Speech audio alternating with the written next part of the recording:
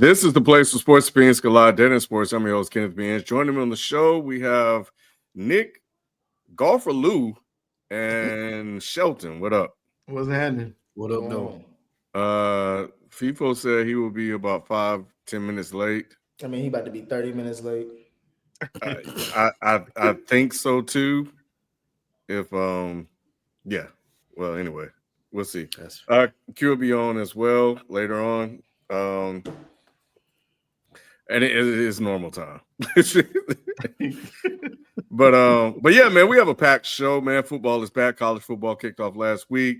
The pros start this weekend and Thursday. Yep. We'll be live Thursday as well, doing that game. And we also have a show produced out and planned for you guys too. Our division winners and all that fun stuff.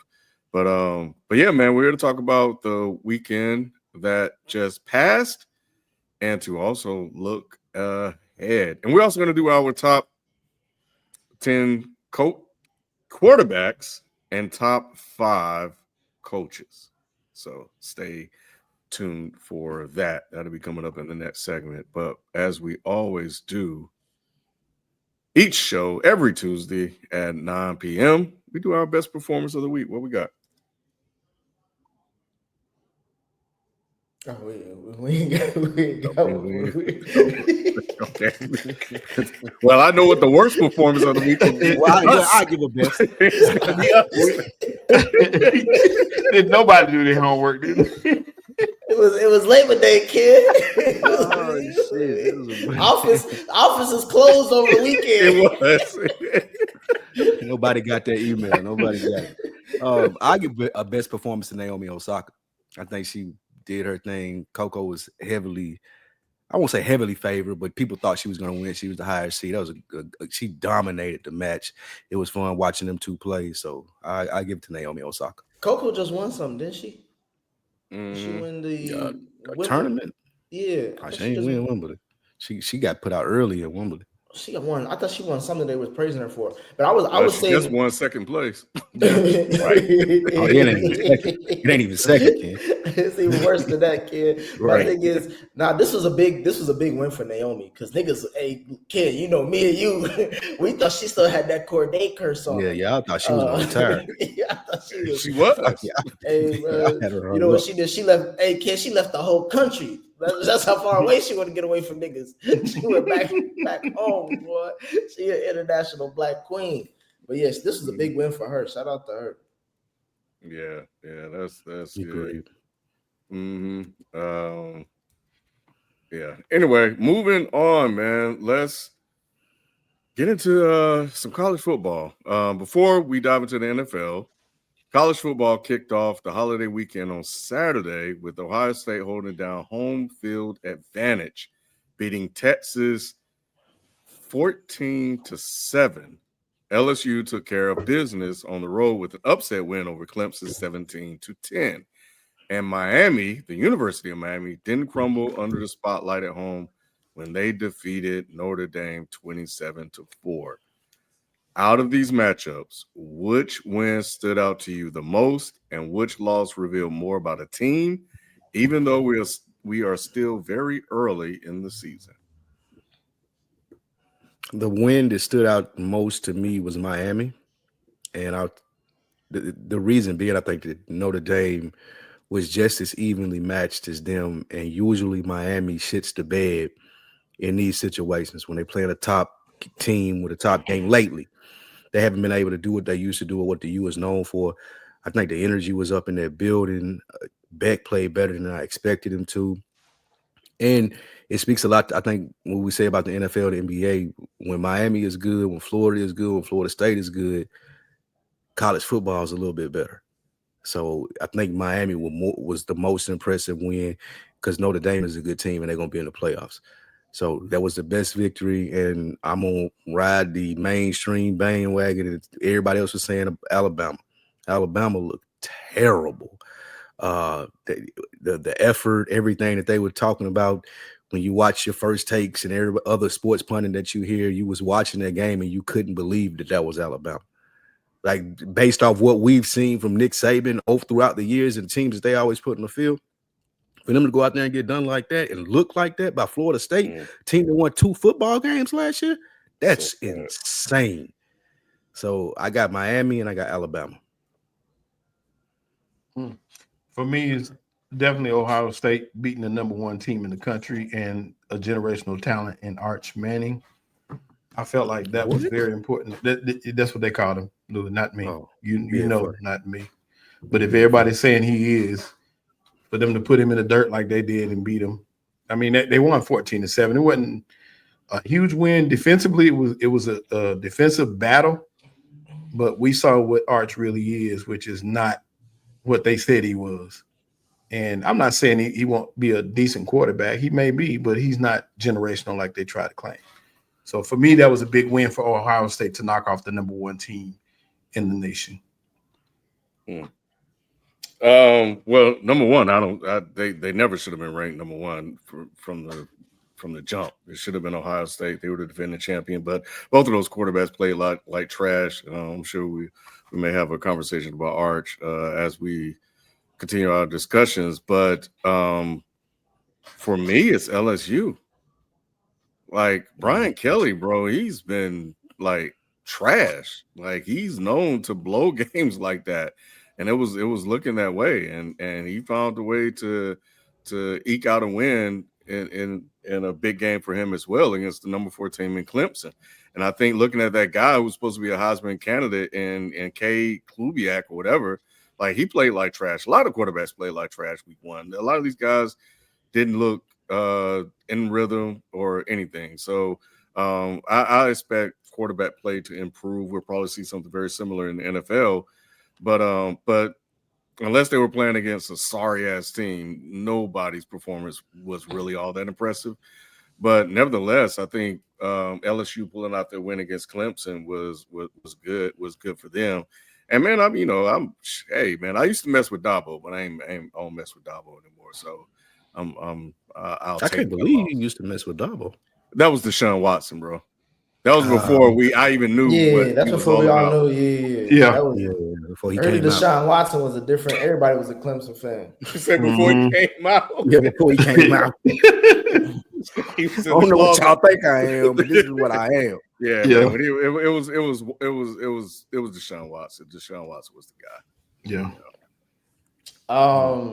The big win for me, and Ken, you trying to be early on this conversation. I'm just going to acknowledge the team that won. Florida State beating Alabama the way they did. That was a shocking win to me as a Bama fan. I'm not ready to give up on Cuz yet because I still remember that Georgia game from last year, Ken. And I can't fathom to say like he is that worse from that game since, you know what I'm saying? Since that. Who you talking about? The head coach for the Alabama. What's the game? Kevin DeBoy. DeBoy. Yeah. The boy. The bum. they already running with the papers with that. The boy looking like Drake out here.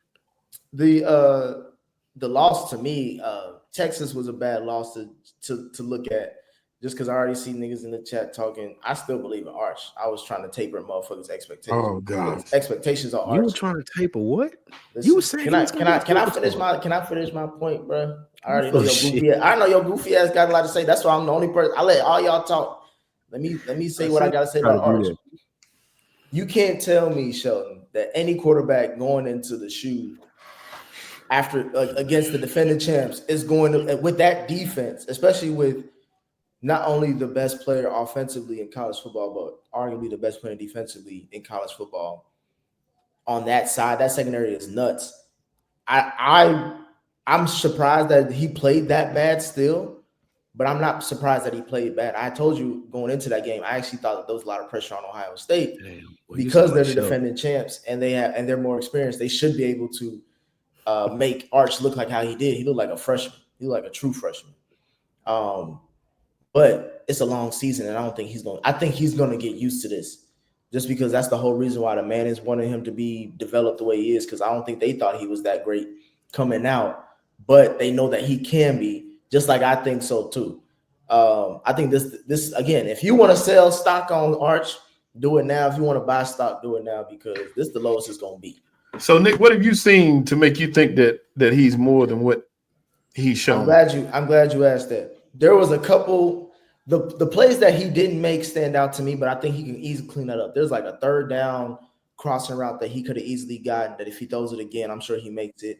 There was the plays that stuck out to me was like there was that I think it was almost back shoulder over the shoulder to the tight end that he threw on that. I think that 2-minute drill that Lou was trying to talk to him, say like, if this is the guy, then he got to prove it in this drive. I think it was that shoulder over the tight end because the tight end literally walked into that pass and there was no other. It was a window that he was throwing to. He also the throwing touchdown that he had. He's hella sneaky athletic as far as getting some first downs that probably would have been empty plays if not lost yardage. So he showed me that he can do some things. It's just that he's going against Ohio State defense. So he's not going to look great at all. But I think he has the capability of being a great quarterback still before the end of the season. He's shown you spurts of being a good quarterback. However, his last name is Manning, and you still holding out that he can be great. Absolutely. He might be good. That may be true. He's just not good right now. But I've seen nothing. Yeah. I've seen nothing that would make me think he would be great. I understood why they had him behind yours. I'll tell you that. Yeah, that wasn't that's one game. One of the things. No, that's one of the things. It ain't one game. It's 2 seasons. That's one of the things. We've seen him start. We seen him start last season when Ewers was hurt. He started about like 3-4 games, and they didn't lose.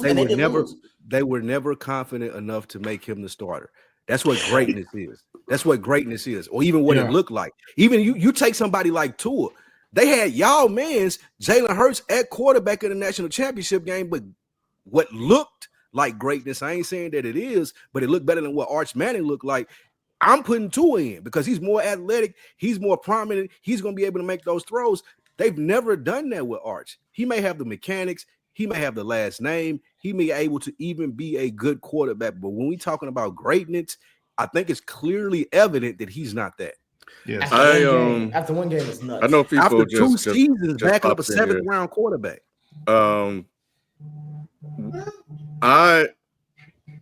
Steve Sarkisian called a terrible game. He really had the handcuffs on Arch. I don't know if that's because he was afraid of the defense of Ohio State, if he was concerned about what Arch would be able to complete, his ability to read defense. Remember, that defensive coordinator over on the other side is a former Patricia coordinator. That's the theory. No. Can't put respect on his name. Put respect on his name. That's Matt Patricia. You do. He multiple Super Bowl winning defensive coordinator. The one thing I said when I was watching the game is that regardless, this is what he'll be seeing in the NFL. And you have to be able to play against talent like this. Maybe he was nervous. I don't know. We got time to see. He's going to go against some cupcakes, and then this schedule is still tight. It's still tough. So he's going to have plenty of time to show what he is or what he is not. Thank you. A lot of the conversations around Arch is so funny because it's very similar to how things were with Shedeur. You know, it's like when Arch going to play well, you're going to hear a lot of people talk about it. When Arch played poorly, you're going to hear people pile on him. It's just reversed, you know, because there was a lot of hype for Shedeur as well. And I thought the conversation around that was interesting. But I think Steve, when he finally kind of let him loose, when he had no choice, you saw moments. You saw like potential. But you also saw a quarterback that's out of rhythm that can't hit a simple fucking crossing route. That receiver was hot. That receiver was so pissed on the sideline. If he just could have put that right in front of him, that's a simple throw. He's been throwing that since Pee Wee football. And Ken, if he was able to do the basics, which is why, again, I understand why people talking shit, because the haters are gonna always hate on your worst day. And I'm looking at Luke goofy ass, but like if to me, that's what's wrong with your generation. To me, Ohio State escaped this game because they offense looked shitball. Yeah, like, only if Texas had a quarterback. Only if Texas had a quarterback, they would have lost. There you go, Lou. Hey, Lou, I'm saying if Arch was a competent quarterback in that game, they would have won 21-14. because like they were in the red. It wasn't like, to me, it was like, it wasn't like they couldn't get into the red zone. They couldn't get into the end zone, and that was on Arch. So like and even that QB snake they try to do the what was it, the tush push. He called three. That's on coach. Three plays for Arch to try to run the ball in. Stop hyping him up. You got to run it back there, hand the ball off, bro.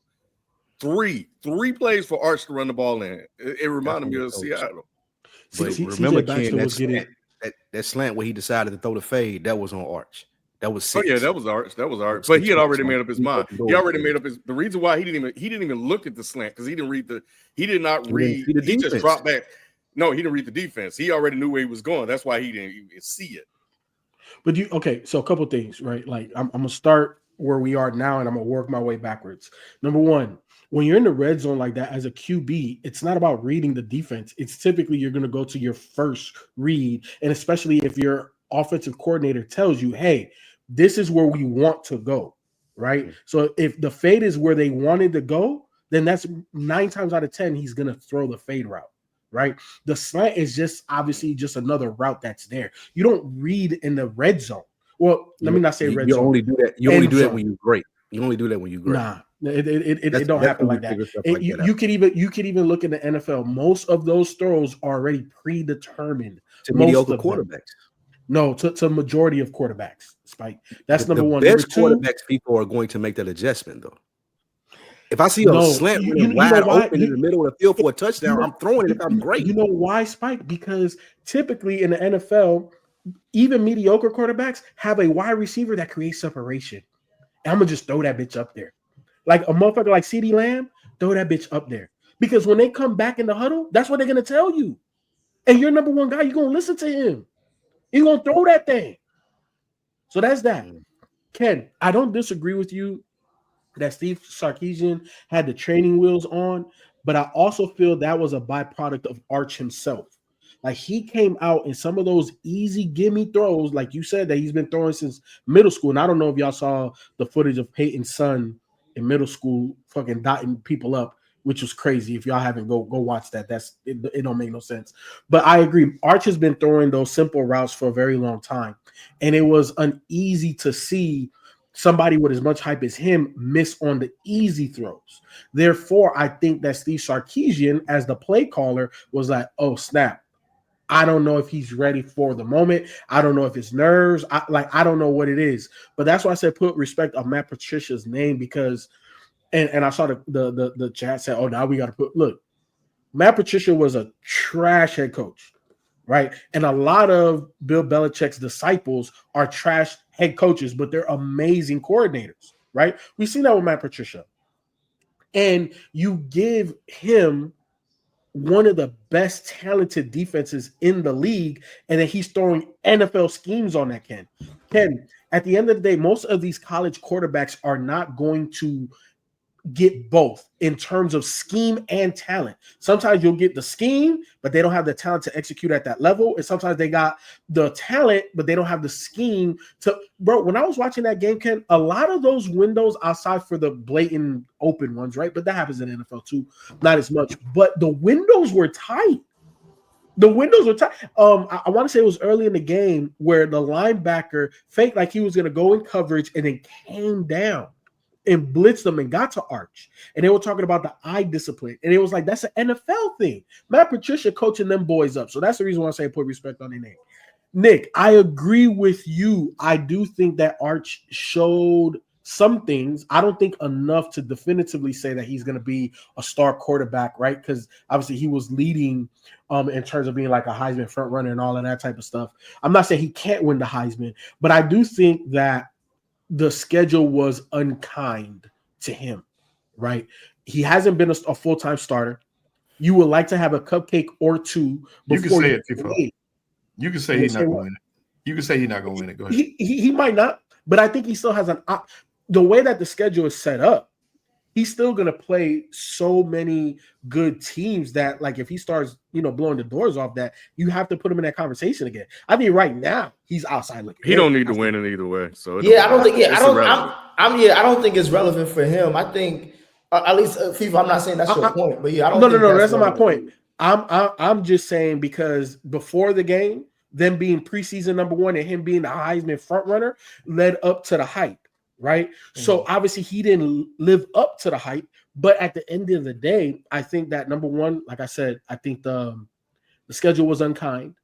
I also think that the coordinator and the talent on the Ohio State side had a lot to do with it. And for me, Nick, I do agree with you where I saw enough throws that I'm like, okay, he's not a trash quarterback. Like he's not bottom of the barrel. You know what I'm saying? Some of the throws and his legs, I think, especially down the stretch, like the one that he threw down the seam, that's elite. That like not every quarterback in college football can make that throw. The legs that he has, he ain't Mike Vick. He's not no Lamar Jackson. But shit, for a white boy, we haven't seen a white boy run like that since Steve Young. He's a rich man's Joe Burrow without 100%. No, he can move. So I think he has all of the foundational pieces. If he can put it together up here and just settle down be a good to great quarterback. That's not elite. That's why I'm saying, like, putting someone first time playing full time Big Ten, SEC football, whatever you want to call it. Hey, Shelton, going to Ohio State on the road. Ohio State after they won a title. The road. I'm like, bro. I'm not making excuses. He was bad, Lou. That's why I'm not trying to make. I'm not saying that sounds like an excuse to me, Nick. No, I'm not saying that. Excuses. It's like y'all excusing him. Y'all excusing. No, it's not. Y'all telling you it was a bad game. I just heard. Let me finish. We're highlighting. My point. We're highlighting the positives. That's all. My point is. That's what you do for mediocre. My point is, this is not week 8, week 9. This is week 1, and he was at Ohio State in his first full-time as a full-time starter for Texas. I didn't think they should have been ranked number 1. I didn't think that they were really the team that they should have been favored to win because Ohio State and Vegas agreed with me. So them only losing by 7 points is the biggest part of this whole story. Because if they lost like UNC lost to TCU, then I'm right with you. Then it would have been ugly and niggas would have a lot to talk about. They lost by 7, bro. Ohio State offense should be. But that's for the defense though, Nick. But they got a freshman quarterback too. Well, not 2. They got a first time. Don't nobody give a damn about who Ohio State got back at quarterback. So no, but they do though. These are two top tier teams. He beat the guy you talking about. Same level, yeah. Like what are you talking about? And he played like trash. No, he did. He was trash. Yeah, they both did. He didn't beat him. The Ohio State defense beat him, nigga. That's what it was, nigga. Fuck out of here. And all he did was throw it up to the best wide receivers in the country and said, if he didn't beat him, Arch lost. Nick, that's why they. Well, either way it go, Nick is right. Nobody give a damn about him because everybody talking about Arch. Nobody even mentioned this guy. Yeah. That's true. Nick, I didn't know he was open on the weekends that Bell's buying my company because that's what it sounds like. Listen. It sounds like that's where you get the most money, ain't it, Nick? It's time people say we highlight like it's in a partnership. They trying to start a franchise. Yeah, people say we highlight the he talked 15 minutes. So I within 15 minutes worth of positives. Listen. It's early. Like I said, Lou, I'm screenshotting all this because I'm gonna pull it up at the end of the season. I'm not saying that he won't be a good quarterback, but he can work. You're hedging your bet. You're hedging your bet. No. I'm gonna tell you. I'm gonna get out of the Shelton zone.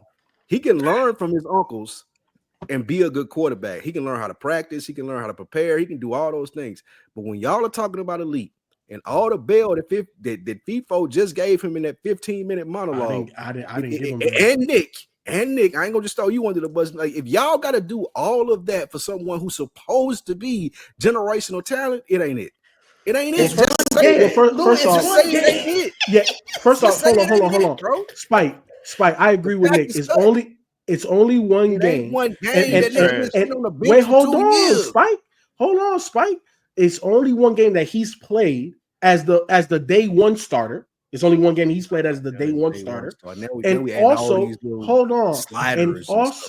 And also, Nick, did you ever call him generational? I've never. Yeah, he did. Absolutely. Absolutely. Nick was saying that they were tanking the Browns guys out of here. Now we don't know if he's going to be tanking. I said I think he's going to be great. I said I think he's going to be a great quarterback. Tanking for him because he's that guy. I think he's going to be a I think he's talented enough to not only be successful in college, but in the NFL and win a Super Bowl. I think that I'm willing to say that right now. Is he going generational talent? I don't give a fuck about generational talent. Wait. Let me ask you this: do you think he would be better than Eli?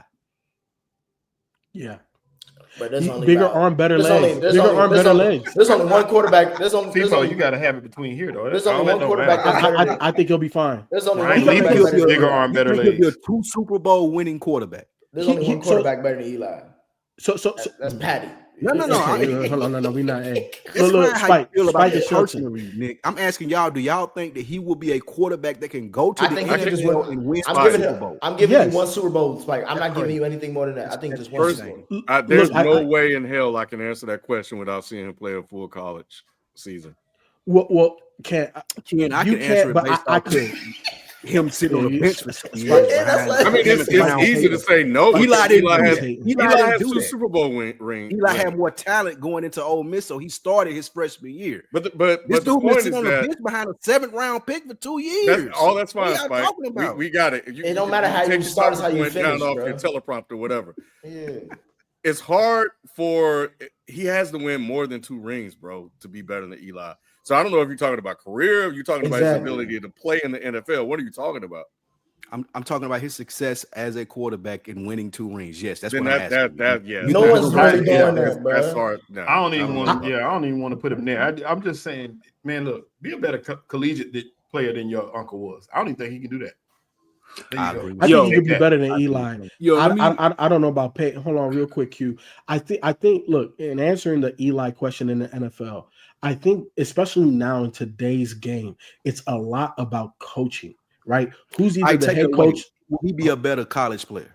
I think he is the most talented Manning to put on a jersey. How so, Feefo? I'm not going talent. I'm not Feefo. Feefo, come on, man. Look. Do you understand what I mean when I say talent? No, do you understand what I'm saying? You can't say that. It's a different time. What I'm saying, talent. Look, listen. I'm trying to tell you. You're just talking about measurables. You're not talking about talent. Exactly. This guy played against you. Did you watch Bronny? What is talent? Talent is measurables. Measurables is not talent. That's how plenty 6'4" athletic guys that can't play how do people get drafted? They get drafted on potential based off of the measurables. No. But they still have performance. It's performance, then potential. I understand that. Okay, so all I'm saying is, who the coach? Who's the coach? QB that just got benched that they drafted in the first round a couple of years ago. Richardson. He got drafted off of talent. Absolutely, but so who else would you draft off talent and not that? No, who else? Name another player that was just drafted like that. No. Everybody gets drafted off talent. Name another one without the credentials that was drafted like that. I think that's a whole. I don't think that's a separate conversation. Talent and measurables are 2 separate things. Two different things, Feefo. They're 2 different things. I think they're 2 separate things. I think that people's measurables can add to their talent, but when you're talking about talent, you're saying that he is one of the most accurate QBs I've ever seen. He's one of he can throw the ball extremely far and extremely fast.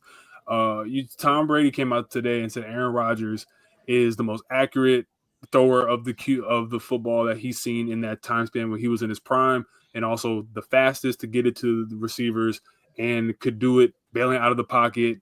If he could get multiple different looks from defenses, figure out the defense, and still put up points. So to me, Aaron Rodgers he's not 0-4 Mike Vick with his legs. He's not necessarily Peyton Manning in the cerebral mind, but he's in the ballpark of using all of the best of those things for what he has. And his talent is executing and throwing the ball, being accurate, and everything that Tom Brady said. When you look at Arch Manning, and I don't care about college football, but I did watch this game because I knew that we were going to talk about it. What it all comes down to me is if we're going to be responding to the ESPN conversation about is he going to be this and is he going to be that, I'm not really here for that. But what I do see is there's a base of skills there that can be accentuated. And I'm not looking at it from a standpoint of bail bondsman. It's just, if you're asking me, do I see enough of an eye test for something to be molded out of that skill set? Yeah, I see it. I didn't see it with Sam Darnold. Everyone says that, I'm saying, oh, Sam Darnold was a top 3 pick. And when I never saw that, I mean, like with someone like Baker Mayfield, I saw that there was a base of skills there. Now he went to a terrible situation, but I'm saying when I see Arch Manning, I'm kind of similar in how I saw Baker, where it's like he got some swag to him. He got, you know what I'm saying, a weird throwing motion. But I think with just reps, and I think with being put in situational football over and over again, week to week, I think there's something to pull out of this young man's game that can make him, if not, transcendent, but can make him really fucking good at the next level. And I see what people are trying to say with his talent level, but it's going to take some coaching. It's going to take some molding. If we're judging it in a vacuum off of one game, yeah, he looked bleh. But there were some throws even in that game of the 27 throws I think he made where there was at least 5 or 6 where I was like, that's really fucking good. And the others were just routine, check downs and routine, just flipping the ball and whatnot. But let's not act like Matt Patricia isn't who he is on defense and who he was in New England. And he was giving Arch multiple different looks. And if you're expecting Arch Manning to go out and put up 31 points on Ohio State defending champs, I think you would be doing him a disservice, and you'd be doing yourself a disservice in how you evaluate prospects. They call that bail bondsman talk. Y'all are explaining Shedeur Sanders to me. That's what y'all are doing. Like, I don't see the difference in a fifth round pick. So we're explaining Shedeur, then how come you're not on the bandwagon? Because you was hella on the bandwagon with Shedeur. That is true. I thought Shedeur was more talented than him. You thought Shedeur was more talented than Arch? I seen him play for 3 years. Yeah, I ain't seen Arch. How many games he went his first year, Lou? I mean, that's fine. I mean, the thing is, though, is that he did at Jackson State his first year. Oh, you talking about you going to Jackson State? Got your ass, didn't I? Yeah, you tried. Yeah, see, they were undefeated. Yeah. This ain't his first year, Nick. How many games did Arch win his first year? None. You see, but the thing is, though, is that I don't think anyone who's being sensible would disagree with you that if you're basing it off of when you evaluate a prospect, I think the number one question you have to ask is there a skill set there and is there a base there that makes him different from your average player?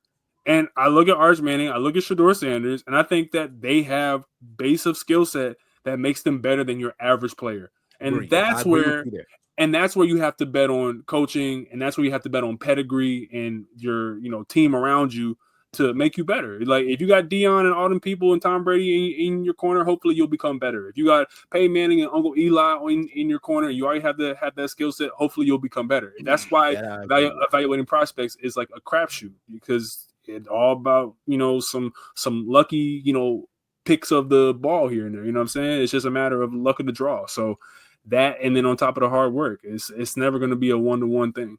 Spike, I'm somewhat unclear about where you are with Arch. I'm trying to recall the conversation we had prior to it. Remind me. So before he played this game, what was your stance? He's not good. We don't know if he's good. His stance is he's not good because he couldn't beat out Quinn Ewers.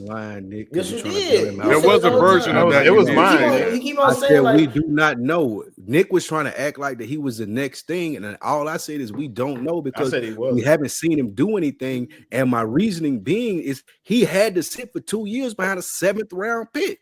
Well, that don't happen. Lou, that's because he played half-a football in high school. You seen the high school tape? Look up the high school tape. They'll tell you everything you need to know. Shelton, my reference point for that is Trey Lance. He played the same kind of high school football, and look at him. We thought he was going to be a superstar. Hold on, let me. First of all, Lou, all I'm saying is I don't know, Ken. You and Shelton Nick giving him a lot of bail, and I don't know. You and Shelton look like twins today. Okay. Thing 1 and thing 2 looking at because in the chat. I swear, Lou he be tagging me in all the little clips. He got Ryan Clark. He got me tagged in with a Ryan Clark. Because you got him as a break, though. Talking about how I saw the Ryan Clark, but I couldn't. He says he had great potential. After one game talking shit, and it's like, bro, if you don't like him, if you don't believe him, that's fine. You don't have to keep doubling down. I know where you stand. My thing is you don't have a basis to saying that because it's only one game in a long season. I have it based off of what I told y'all what I am. How many times I gotta remind y'all? In the streets, they call me the QB whisperer. I see things before he man, the NFL from the start, man. You don't think he's good? No, nowhere near what they were trying to say. I felt like he was going to struggle this game, which, okay, we're going to put it to this game. I don't think it's going to be the year that everybody thinks it's going to be. I think he's going to struggle. and I think that he's an average quarterback with some potential to be a starter, but never be elite. Never. My thing is this, Ken. This is all backwards pay hate that they got for rooting for Shador and niggas rooting for Arch. They just want to hate on him. What's so special about him? He ain't shit. I told you, Nick, it felt similar, bro. I was thinking about like, I don't know. Y'all just said it. It brought it up. The bail bonding is insane tonight. But like I said, if anybody else had been in that position, y'all would have been on them for not playing. They did it to Shador. No, they couldn't do it because Shador played. No, Shelton, first of all, the fact that you allow Lou to compare Shador Sanders' first game at Jackson State to Ohio State is nuts. I ain't go back that far. I'll compare Shador's first game at because it's the same. They won. They're the same spot. They won his first year. That was the same spot. They were in the same position at that point. Him playing against TCU that game was the same place where Archie is now. Is TCU anywhere close? TCU. Is that a closer game? TCU was ranked that year. About Ohio State, though. Nah, you talking about Ohio State. TCU was ranked, though. I'm talking about the players on the field, Shelton. And if you want to talk about ranking, we're talking about he was riding together. Ain't nowhere near his rank, man. Drew got his own problems he got to worry about. I had to get out of there when he said that. Somebody fucked up when he said Ohio State and TCU to snap. Don't leave me, Lou. I'm out. I had to leave right there. Anyway, hey, but they shut down. Ryan Smith. Smith couldn't do nothing. But part of that was on the Jeremiah Smith. I'm sorry. Part of that was on the quarterback. So yeah, that quarterback terrible for Ohio State. We about to see how good Ryan Day is as a coach, because right now, if he could get this team to the playoffs or let alone the Final Four, he fuck around and be coach of the year, because he playing with Bobby Boucher. Who is Dion playing with? Because Jesus Christ, that quarterback, Jesus Christ, bro. Anyway, let's move on, man. So let's get into some rankings. We're going to talk coaches first, and we're going to conclude with quarterbacks after we talk about our top 5 coaches. And then we'll close out the show with some more NFL talk. And then, we have our week 1 picks too. That'll be coming back. So make sure you guys stay around for that. Anyway, this week we are concluding our annual NFL Positional Rankings list. Once again, we went over every major position, ranked the players who stand out to us the most, and discussed why we selected those individuals. Each position, except for quarterbacks, we ranked 1 through 5. Quarterbacks will be ranked 1 through 10. We're now moving on to the final rankings you've all been waiting for. The top 5 head coaches and top 10 quarterbacks currently in the NFL. We're going to start with the head coaches. Who is in our top 5? We got O'Connell, LaFleur. What the fuck, Hayden Harbaugh. What are you doing? You talking to? What are you doing? Why do you have Sean Payton on this list, bro? Sean Payton's top 5. Sean Payton is top 5. What are you talking about? This man made the playoffs with that team. He took over a dumpster fire, drafted a quarterback that nobody here, except I think Spike, thought he was at least decent outside of myself, and then made the playoffs in the AFC West. Like, what is we talking about? And this year, he drafted even better players, got free agents, and that defense is going to be one of the best in the league. What are you talking about? Let me ask you a question. Who do you definitely based off of last season? Who had a better just one-off season as a new head coach? Sean Payton or Jim Harbaugh? Sean Payton. He went to the playoffs. Yeah, with a rookie quarterback. What a rookie! And he showed well. And he didn't just show up; he showed well in the playoffs. Who? What a rookie! He was a rookie. Ain't do shit in that playoff game. Don't try to hype that shit up. I'm saying he was a rookie. Yeah, he was a rookie. That's what I'm saying. I'm talking about the team was there. They weren't blown out. We gonna see. I know. And FIFA, the way you got that bass in your voice, I know you got Sean Payton high. So we got trust me. I'm gonna come back to this again. That's cool. All right. So Harbaugh, LaFleur, O'Connell, McDermott, and Harbaugh. Shout out to Gucci on the floor. He fuck around being Super Bowl winning coach after this year. I'm saying Super Bowl, Nick. You I know you saying it. I'm hesitant. Oh, that's wrong. Wait, I just want to make sure I did that. Mine was D'Amico Ryans at 5. I don't know what color it came from. I don't even know who that was. The right picture, but it's the wrong name. Yeah, mine. I just want to give D'Amico Ryans some the proper respect. That's who my number 5 was.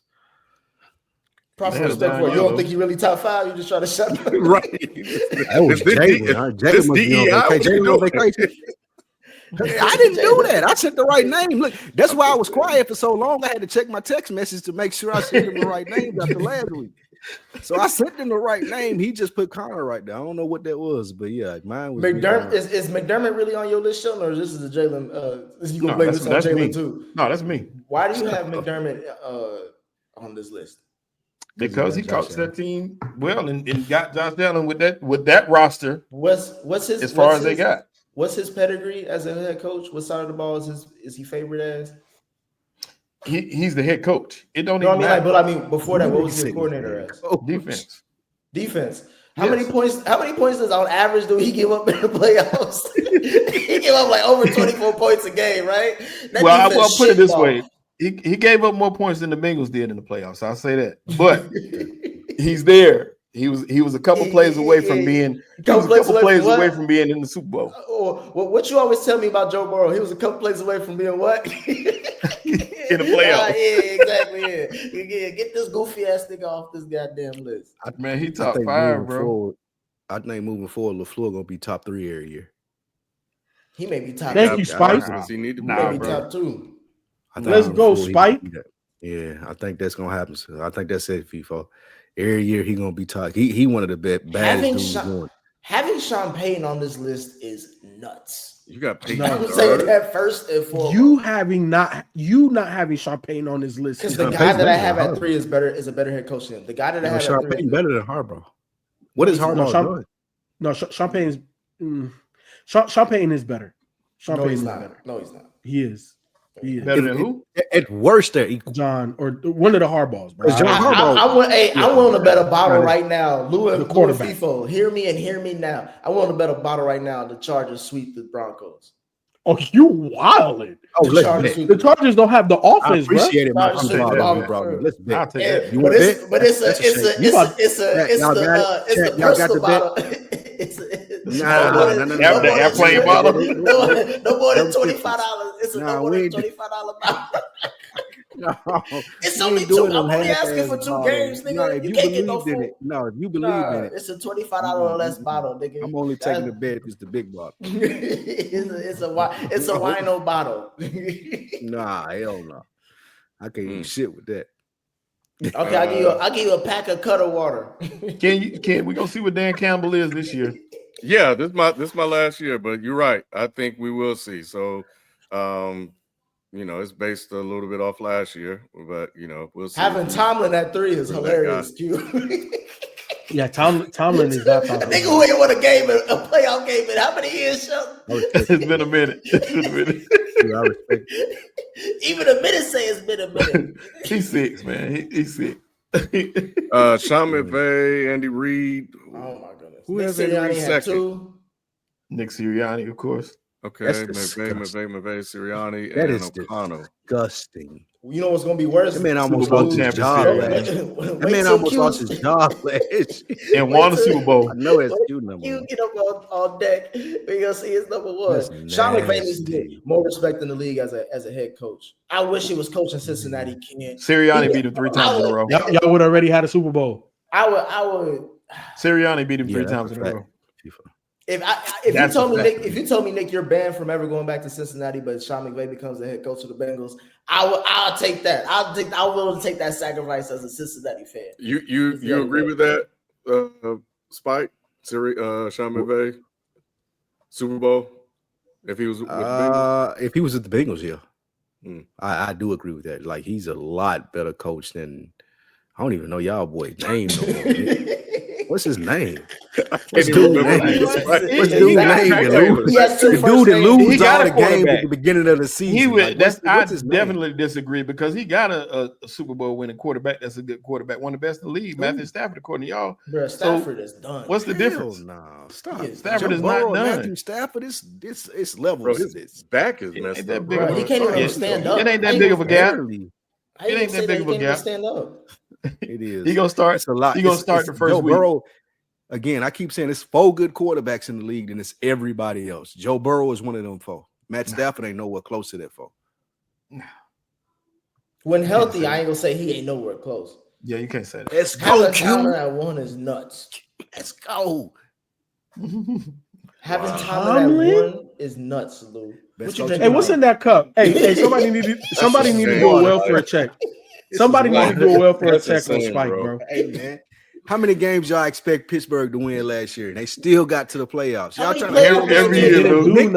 Nick been trying to fire this man every year since I've been on this show. This is the best, most consistent coach in the league. He don't have the best quarterback ever on his team. He don't have the best tight end ever on his team. This dude every year putting he makes something out of nothing every year, Lou. You're right. That's cool. That's cute. Mike Tomlin is the man.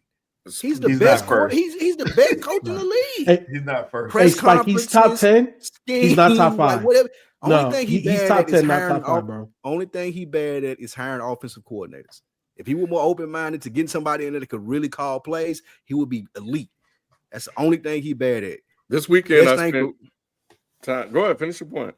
I was gonna say best thing for Reed, he know how to call plays. I don't think that's Tomlin's strength, and Tomlin ain't got nobody in there that can help him with that. But with what he's been working with over the last however many years, and to never have a losing record without having the best quarterback in the league, Mike Tomlin, the best coach in the league.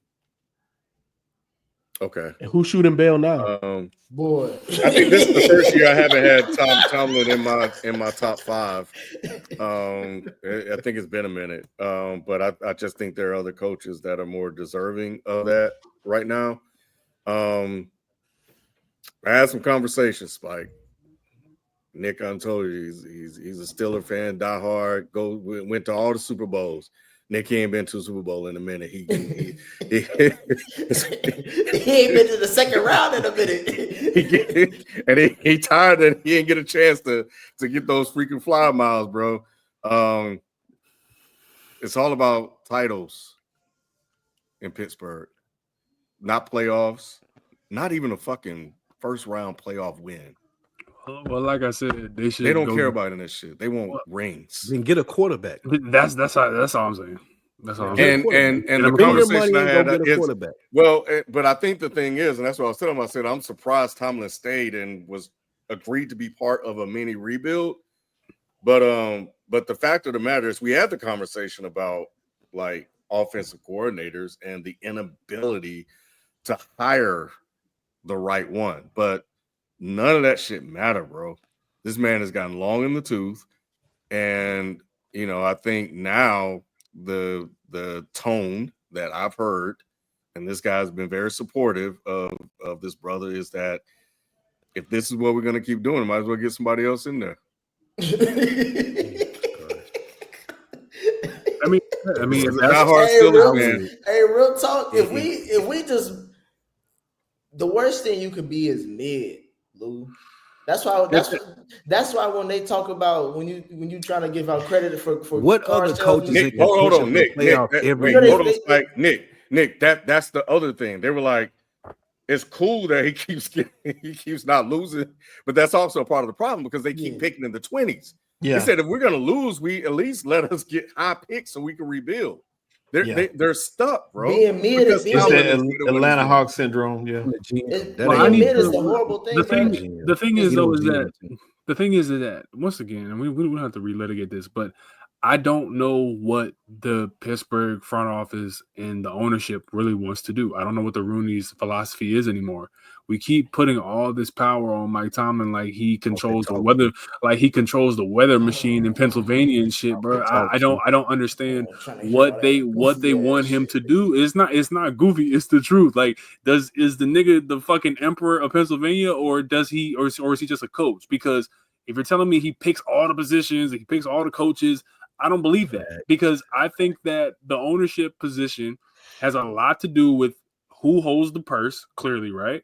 So if they're never hiring outside and they're never saying, yo, let's go, why don't we promote Brian Flores? No one promoted Brian Flores to being defensive coordinator. Why is that? It's because they didn't want to pay him coming off of being a head coach. I don't know why they don't go and get, other guys that are, premier talent on the offense coordinating side. Why don't they go get people from the McVay tree or the Shanahan tree? Is it all just because Mike Tomlin controls every single decision? I don't know, but I never get that answer. If he does control it, then he has to bear the brunt of the criticism. But if Mike Tomlin is just doing what he's able to do within the limits of what the Rooneys want him to do, I don't know why we are telling him he has to get out of here, because we can bring another guy in and they're going to still be dealing with those same stipulations.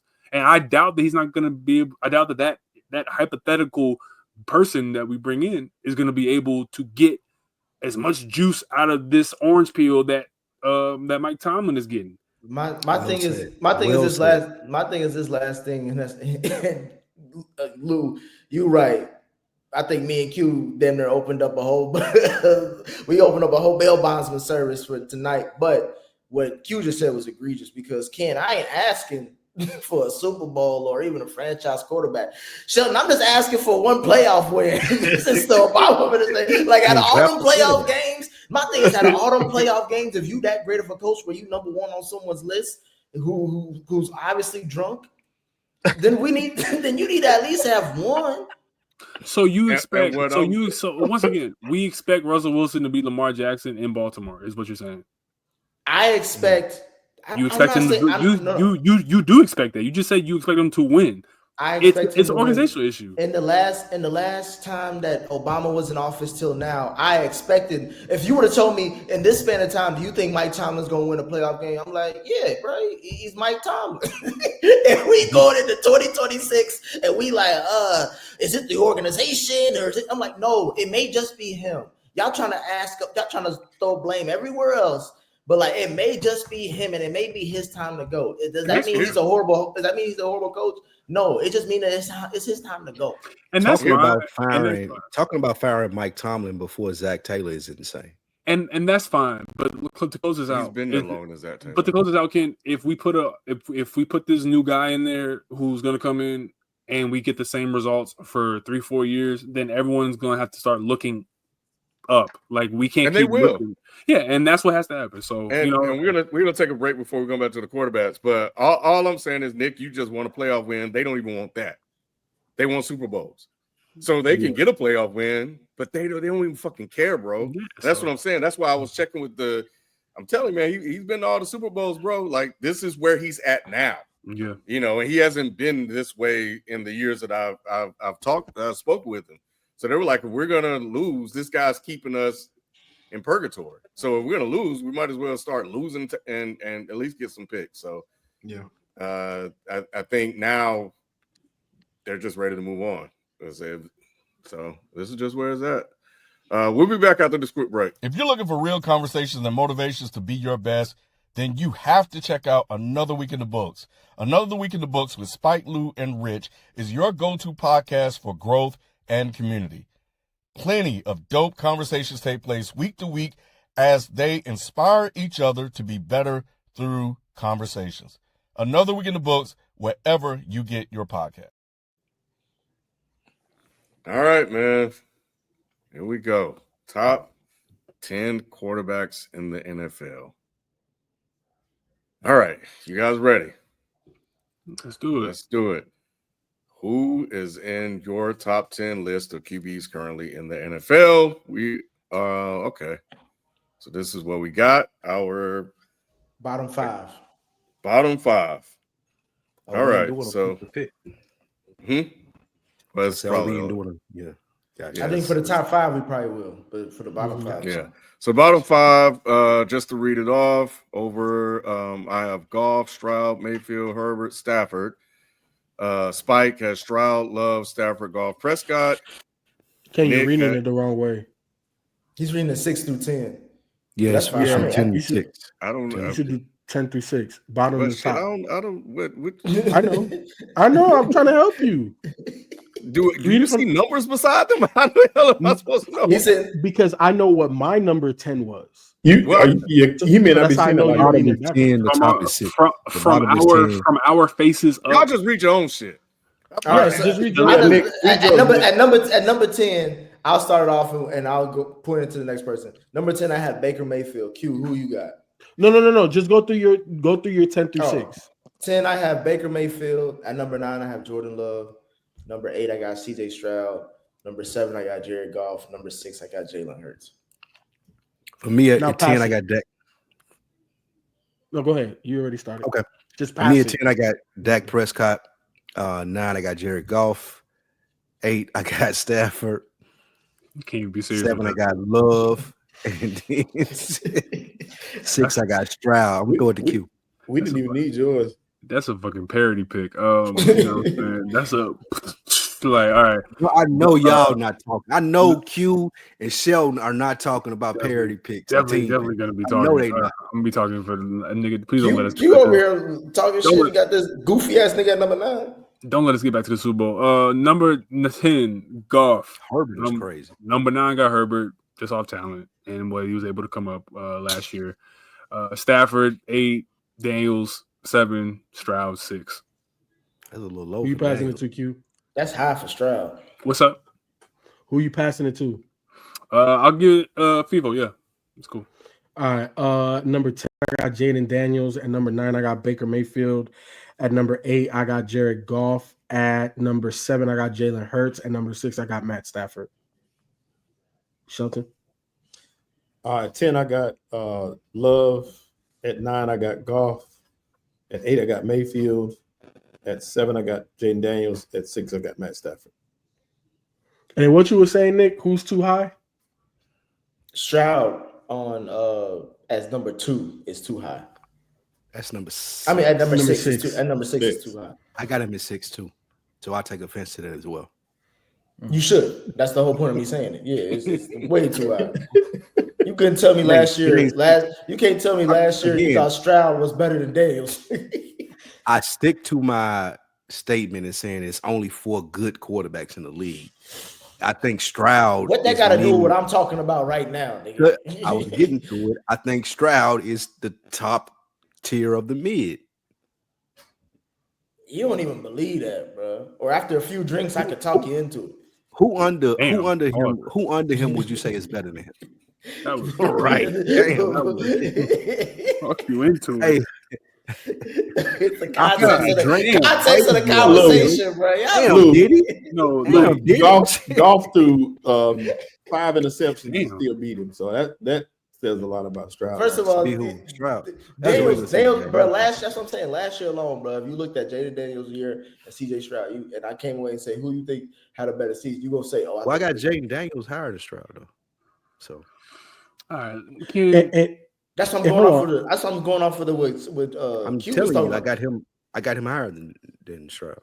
See, I couldn't put because I see Q and Shelton, and then now Spike, you let the cat out the bag that you put Jaden Daniels higher. I couldn't because I felt like, I'm not saying it's rookie luck because I don't think what he has is luck, but he definitely had no tape on him and he came out the gate swinging. And obviously, he had the whole season, like he played good in the playoffs too, you know what I'm saying? So I'm not taking anything away. So that's why I put him in the top 10.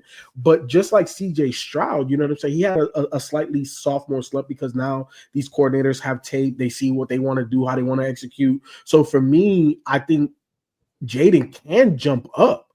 But I got to see year 2 before I put him top 6, top 5, top 4. You know what I'm saying? Like he has another season like last year, he'll be in the top 5. I think that I agree with you.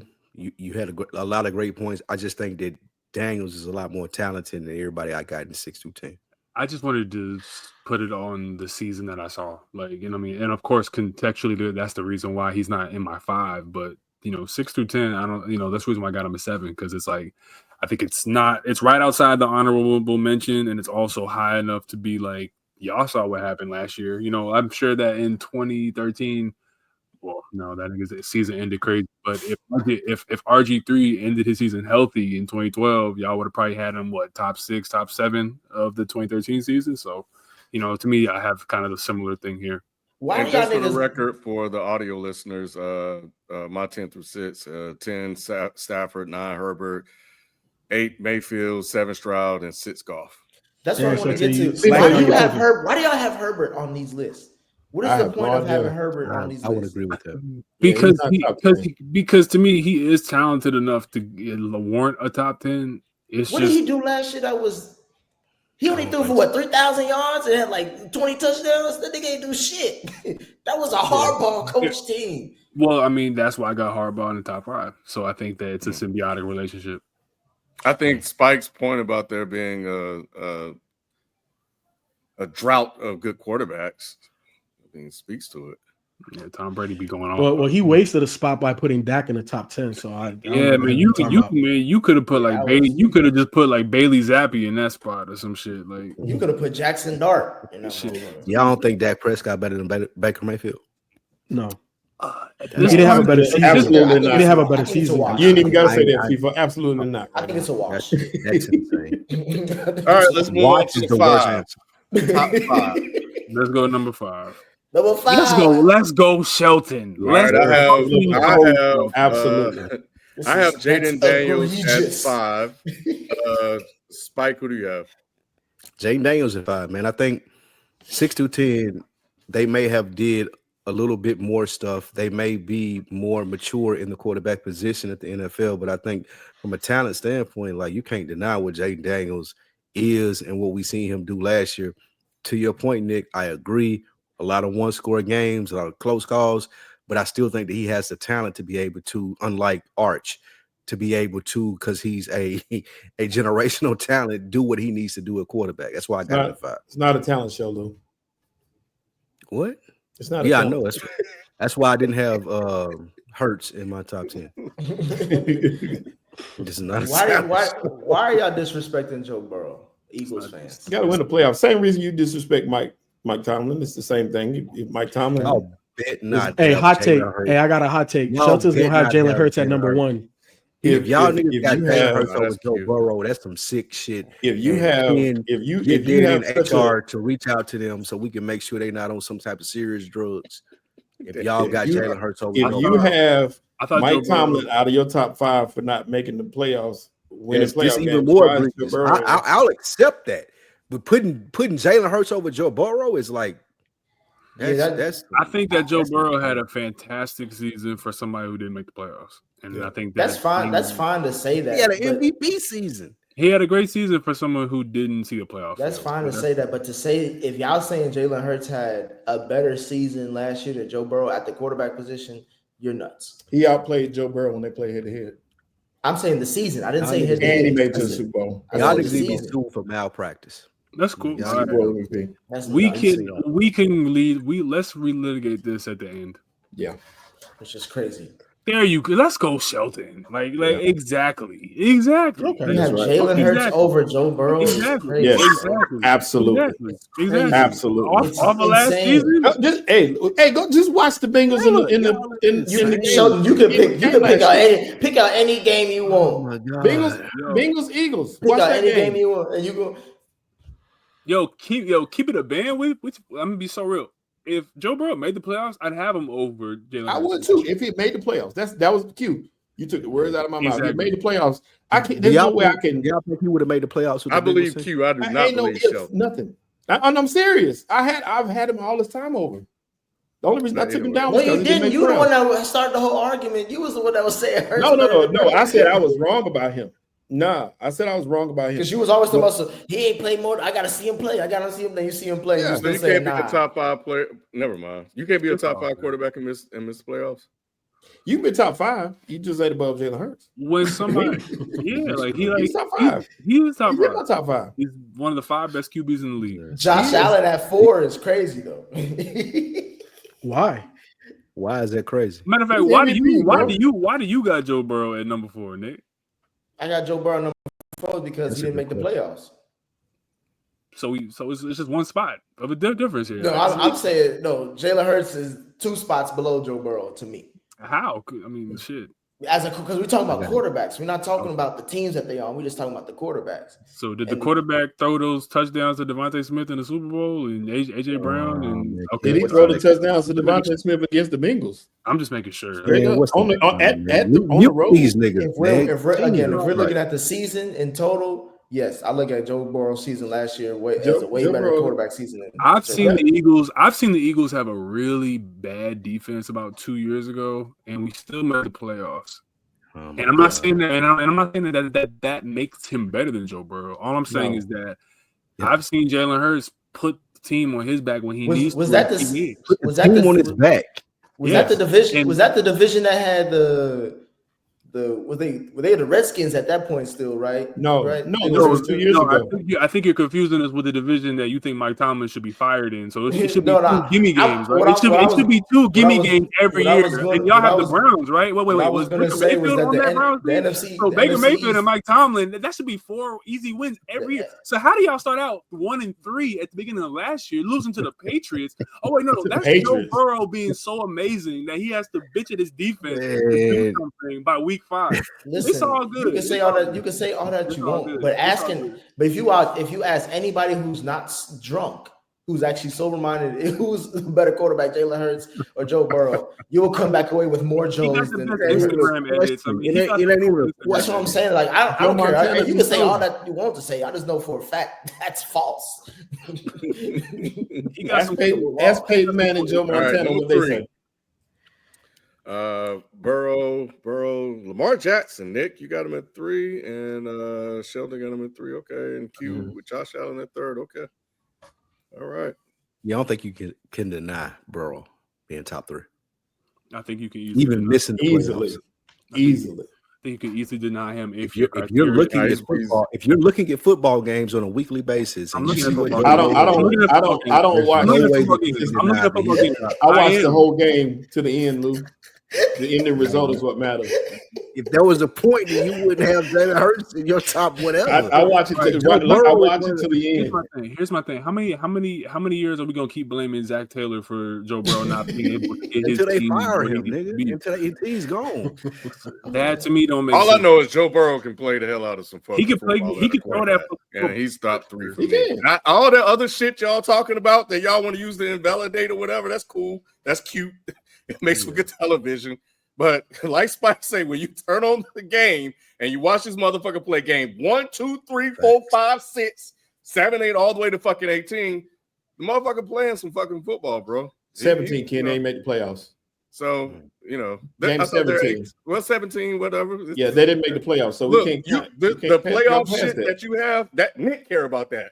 Ken don't care about that because I don't have an allegiance to the team. I don't give a fuck about Cincinnati Bengals. I don't give a fuck about him making the playoffs. I don't give a fuck about any of that shit. That shit counts into my rankings. It counts into my rankings. Yeah, I know. I understand. What I'm saying is the playoff shit, that shit don't matter to me. To me, I just felt like we're having and this is not necessarily a one-to-one analogy, but it's in the same spirit of it when a couple weeks ago people were having the T-Mac Kobe conversation.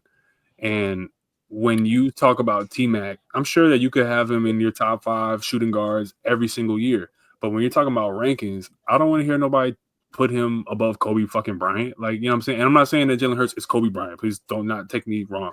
But I'm saying that if somebody's winning and somebody can't even get out of the first round or somebody can't get to the playoffs like T-Mac was, don't talk to me about how this person is specifically better than this person when nigga got a ring on his finger and he's the one throwing the touchdown. It's not like he had a Trent Dilfer Super Bowl. And that's right, no, number 2. I was going to say this. That shit. It was a great comparison because he know Jalen Hurts ate the Shaq on that team. Lamar Jackson and Josh Allen. All right. So the running quarterbacks. Okay. So yeah, I have everybody. Let's see. So number 1 should be unanimous. It should be. It's not. It's not going. It should be no. So number 1, yeah. So Nick, you have Josh Allen second, and Shelton, you have Josh Allen second. The rest of us have Lamar Jackson as second. Okay. All right. Number 1. It is unanimous. Wait, why does it look like the one over Nick says, look, his neck is a little darker, does it? It's Nick's shadow. African Mahomes. Fuck y'all niggas. It's Patty's side. It's the black side. That's Mahomes. That's what I was trying to figure out, man. I'm trying to stand this brother up. That's his dad side. That's his dad side. Yep, Mahomes. So Mahomes still the guy, huh? Yeah, he's still the guy. To beat the man, you got to beat the man. It's no question. It's no question. I do think that if Lamar Jackson wins one ring within the next couple of years, there is a conversation to be like he may be the best quarterback in the league. Not because Patty got so many rings and appearances. He just got two rings. At that point, he would have 2 more rings than him. But if you're talking about just as a quarterback, like just consistency Lamar, though, like the thing we do with LeBron and say, oh, he's been to this many straight finals and no one has ever did that, and then we use that to compare him to Michael Jordan. It would be the same thing in the Lamar Jackson Mahomes case. Lamar Jackson can string together, we hope, a couple of good years and maybe win 1 to 2 Super Bowls. But Mahomes has been in contention since he started starting football games. Like, you can't have a conversation without him being in the AFC Championship game or the Super Bowl. Every year he's starting, that's happened. I get that. We remember Lamar for choking in playoff games. I get that, and everything you say is true. I'm just saying, there's 2 things I'm saying. One, Lamar still won 2 MVPs. Denver could have won 3 if the press didn't want to just give 1 to the white boy. Because how do you give Josh Allen the MVP but Lamar Jackson's all pro? That makes no sense. And then on top of that, the other thing is, bro, if Andy Reid had Lamar Jackson, you know how insane this offense would be. So let alone I know, of course, we've seen how insane this offense is with Patty, but give him a young Mike Vick who's actually better thrower. I think he would have to design a different offense because I don't think. I know, but I'm just saying. But as a head coach, who's make those reads. Once we start doing like multiverse theory, it's just like there's too many variables that have to go into the shit. Like we think in theory, that could work. In theory, it could be a fucking disaster. So it's like, but I'm just saying, like I think there's no other coach that you could put Mahomes with that would get the best of Mahomes than Andy Reid, in my opinion. But I could also say the same thing about Lamar Jack. Like John Harbaugh ain't getting the best out of Lamar. No, he's not. But I promise you, if you gave if Lamar Jackson was on the Minnesota Vikings, you see a whole different type of team. If we're talking about multiverse theory, because we have an offensive coach like in O'Connor, and you got Flores who's going to do his job in defense. You know what I mean? It's for me, the Mahomes aura and what he got going on right now, I think even off of last year, you still got to give him number 1 because just the way you're able to piece together a season. That's the Brady era that you're in now. Of you've done it once, twice. Now you've been once, twice, 3 times, 4 times. So now as you're going again and again and again, it just becomes a part of a matter of, can you continue this process? Can you continue to think through these games? Can you continue to go possession by possession, week by week, and not get ahead of yourself? And that's a very hard thing for a lot of quarterbacks to do. So for him to even get back to the 3-peat after what people said, oh, this might be the year that they, run into something. It was Josh Allen's year. For him to get over that hump again and still get back to the Super Bowl had me clenching my fists, I don't know what, gritting my teeth until the first touchdown happened. You still got to give him that number 1 spot just off of that. What are you gonna say, people? If we're talking like multiverse theory and all of this type of stuff, right? I think that Andy Reid is. I think that it should also be unanimous, but we'll do that Thursday. Andy Reid being the best head coach, because I think Andy Reid is the one guy that it doesn't matter who the quarterback is, he's gonna extrapolate the maximum potential out of it. And the reason why we could say that is we saw Donovan McNabb, we saw an incarcerated, freed up Michael Vick that came and still balled out. We saw Alex Smith. We saw all of these guys be paired up with Andy Reid, and Andy Reid didn't necessarily change. He may have tweaked the offense for the quarterback's best talents, but at the end of the day, it was the best version of whoever that quarterback was. So I think there's only a handful of guys that could have taken Mahomes and even gotten close to this level. But if we're talking like raw talent and ability, just raw talent, right? To me, Lamar Jackson is the best because you look at how he's gotten better as a passer. I agree with whoever said that John Harbaugh isn't getting the best out of him. That's not because of John Harbaugh. That's because of the work Lamar Jackson is putting in to become the best version of himself. If he had an Andy Reid, I agree with you. This shit wouldn't even be fair.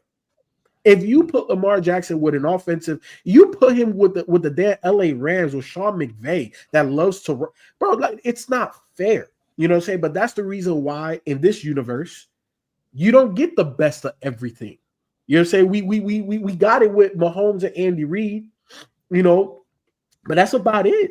You know, like the other guys that we got, Zach Taylor's a question mark, right? Like there's so many question marks in that head coach or offensive mind quarterback combo. You know what I'm saying? Like this is undoubtedly the number one head coach quarterback combo. All right. Let's do weekly picks, man. Coming on to the end of the show here. So we are back again for another season of our NFL Weekly Picks. Last year, the standings from best to worst were Shelton, Feefo, Spike, Nick, and Ken. This season offers a new opportunity for a new leader. And our viewers and listeners, you'll be able to join us each Shelton week was last. to see if you know what you're talking about when it comes to making your picks. As everybody talked right over me. My bad. He said Shelton, Feefo, Nick, and Ken. That was what he said. No, he said and you're last. You're in the trash. He said Shelton, Feefo, Spike, Nick, and Ken. Oh, he was right in the middle. Still in the trash. Okay. Yeah.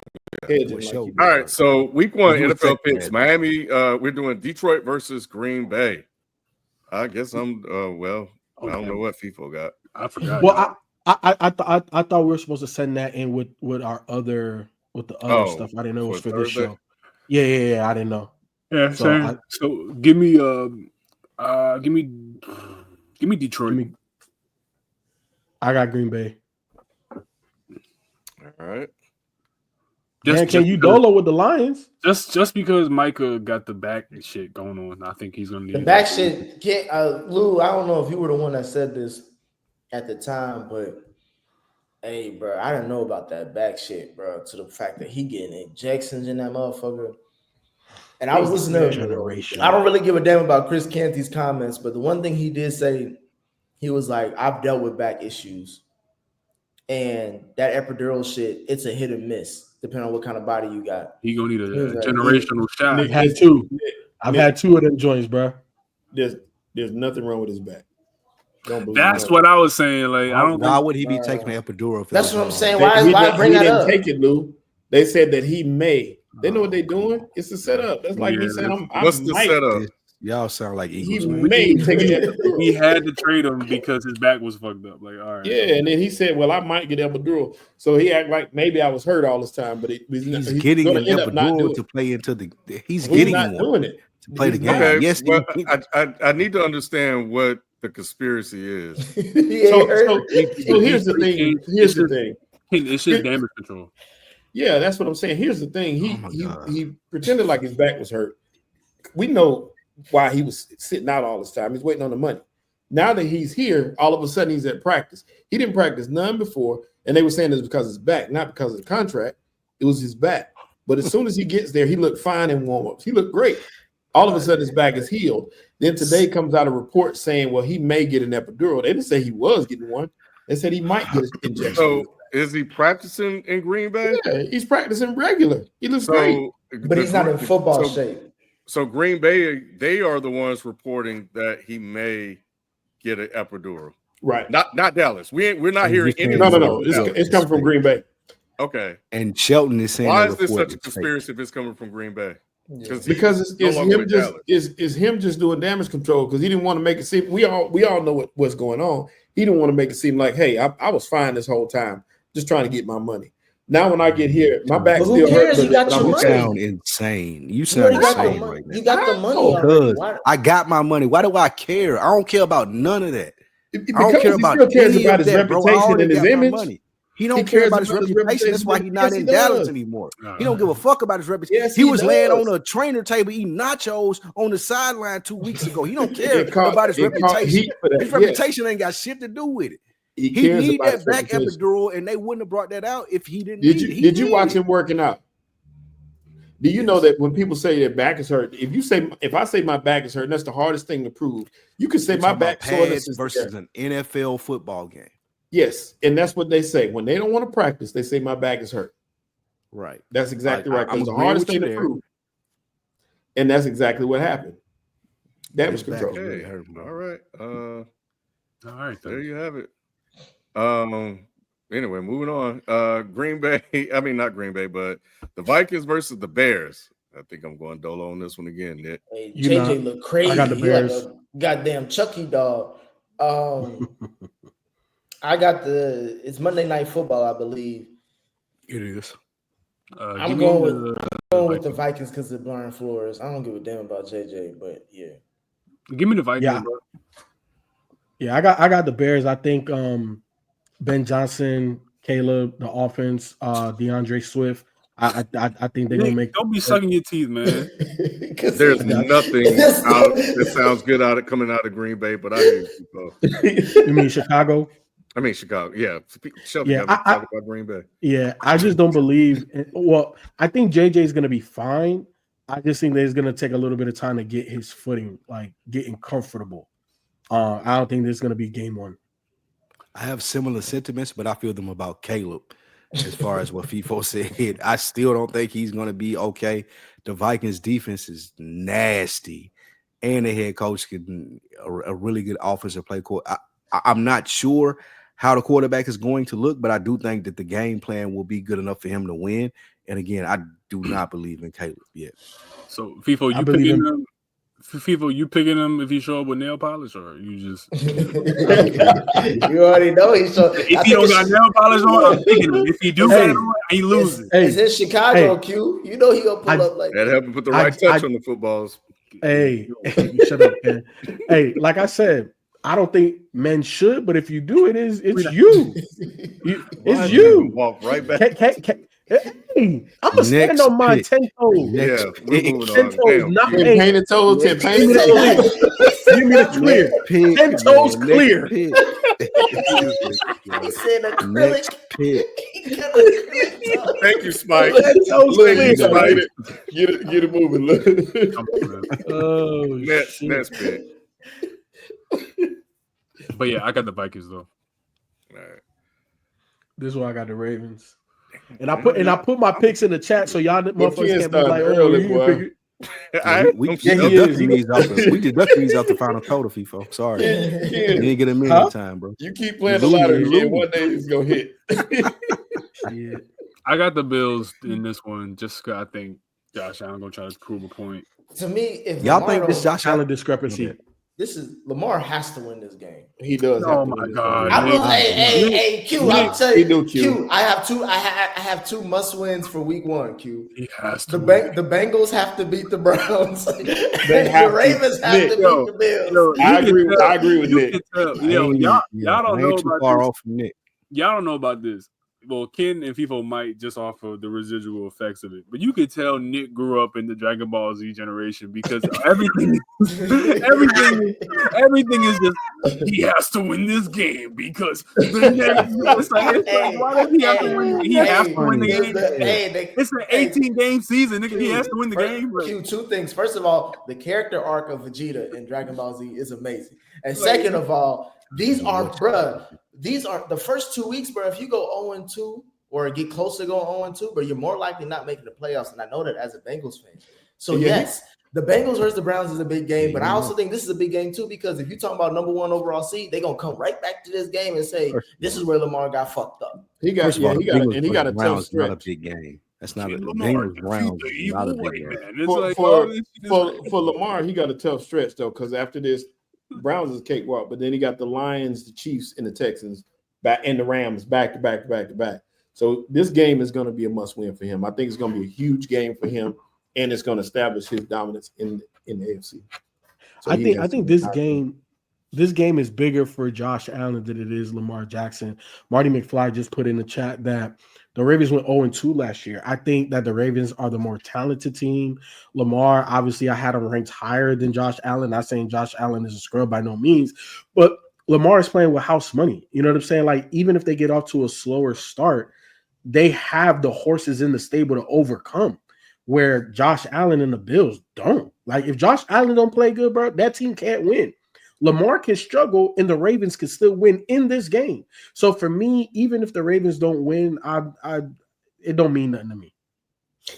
And now look at the Bills. The Bills got a cakewalk after this game. They playing nobody down the stretch. So that's why I say it's must win for them. Just for the simple fact of who you got to play going after that. They're playing the Jets, the Dolphins, the Saints, Patriots, and the Falcons, and the Panthers. If I lose to Buffalo, not only to end my season but to start my season, that's not good. I don't know how that can mean nothing to anybody. But that's me. The football. I don't know, man. With the sports gods kind of do it in a way where the karma of it can actually work in your favor. Where it's like if you get belted ass on Monday night from Buffalo, then Buffalo goes into, if you meet up in the playoffs, they go into the playoffs like, yo, we gotta beat these motherfuckers twice. And now if you're Baltimore, they're like, yo, no one believes in us. So that's what I'm saying. He doesn't have to win it. If he wins this by a field goal, he wins it by 2 touchdowns, great. But then Buffalo goes and they can say, yo, they got us. They think that they're better than us. They think that they should have won in the playoffs last year. And that can work in their favor if they meet up. So it's like, it's a lot of what ifs. And that's why I don't think any individual game is a must win until you're talking about playoffs. All right. Last game. We got one more. Give me the Falcons. Give me anybody but the Falcons, bro. Give me the Buccaneers. Give me whoever else is playing. Game of the week. This was an interesting game. This was a very interesting game. Game of the week. It is. Is this game in London or some shit? Like, are they playing this shit at 9 a.m. or? They should. I'm surprised they put the London game in there. I'm really interested in seeing what Penix do as a starter. And with all the weapons that they have, and if they can be unleashed and utilized properly from Bijan Robinson, Drake London, Kyle Pitts, all these guys defensively, seeing what they do versus good coaching, stable quarterback, and Baker Mayfield on the other end. This is definitely a game I think the Falcons could probably steal. Nick, don't he look like Piccolo? That shit is crazy. Hey Ken, first of all, you gotta say it right. It's Bijan. He said, okay. I saw an interview where he said that's how you say it. He said he's cool if you call him Bijan, but it's Bijan. But I don't disagree with you though. And I also think that the Bucs are coming off of major injuries, both offensively and defensively. So I feel like I think they got to find a rhythm. I don't know if they're going to be in rhythm week 1, especially with Baker, right? Like Baker is an emotional type of player. Like he needs to be in the juices. And I'm not pause. In the juices. Wow. In the juices. Holy moly. What is that? Holy moly. That was natural too. He had to catch himself. We are never getting You heard somebody say something. He said, hold on. We're never getting You got a text message. Put the green screen back on. His background off. Yeah, that shit blew your background off. Yeah. Baker gotta be in the flow of the game, man. That's a shirt, Ken. Be in the juices, man. We are never getting sponsored. I've never heard that analogy in my life. Oh man. But look.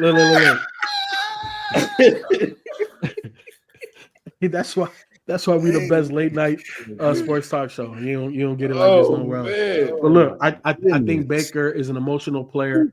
I think game 1, I think the Falcons got way more to prove. I think Penix. I don't know if y'all been watching like training camp and stuff, bro. Penix throws one of the best balls footballs out there. You know what I'm saying? Like, I don't know if y'all been watching. I've been paying attention. We are never getting sponsored. Like, this is so crazy. Come on, man. Like y'all just y'all just being immature at this point. You corrected it though. If you hadn't corrected it, you did that. Look, you did that. I think Penix and the Falcons got a lot to prove. Don't mess up that name. I think they got a lot to prove. I think they're gonna come out on fire. I think they have everything that they need to be an offensive juggernaut. They have a multi-dimensional running back, run, catch, whatever you need them to do. They have a tight end that is immensely talented, but pretty much unleashed. Like we really haven't seen them go crazy. They have I think a legit number one wide receiver. I don't think elite, but I think really good. And I think Penix wants to be able to show Kirk was cool, but I'm the future. So I think the Falcons got a lot of things moving in their way. And I think this is a game to kind of show not only the division, but the rest of the league, like, hey, y'all going to have to come and score 30 plus if you want to play with us. I don't disagree with Feefo. I think the Falcons do have those pieces in place, but I just think the Bucs are a little further along than them. I think Baker is better than Penix right now. I don't think that's a long-term take. I do think Penix will be better than Baker, but I just think the Bucs and how they got their roster set up with the receivers that they have coming back off injury, like you mentioned, Feefo, the quarterback experience that they have, and the defense, they may run away with this division, and that's why I'm picking them. I think this is a game, Ken, that I'm betting a lot on Arch. I'm also betting on Michael Penix too, because I really think he can take over. Like, I think this division has been asking the Falcons to take over it as like the lead, like how the Bills are over the AFC East. Like, this is the team that should be doing that, and they just have been letting anybody else do it. I think Penix is a quarterback that finally puts his stamp on this division, because I think this is going to be a shootout game. Because you like FIFA mentioned, Baker threw over 40 touchdowns last year. Like, he ain't just going to be game managing shit, especially with that kid out of Ohio State they keep talking about, who's going to be replacing Godwin. That receiving core is supposed to be nasty. Yeah, so like, to me, Michael's going to have to be like, we're going to have to show off like that arm talent, and he's going to have to.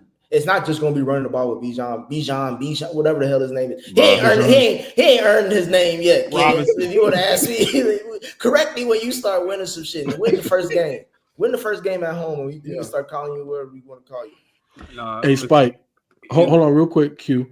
Look, these are all of the people that are injured for the Bucs. Their tight end, Cade Otton, a center, Jake Majors, linebacker, Antonio Greer, Tyreek Thunderberg, cornerback, Christian Wirfs, offensive tackle, Tristan Wirfs, Jalen McMillan, and Chris Godwin is still questionable. So that's the reason, and there's still even more. Like, they have a lot of players injured, both offensively and defensively.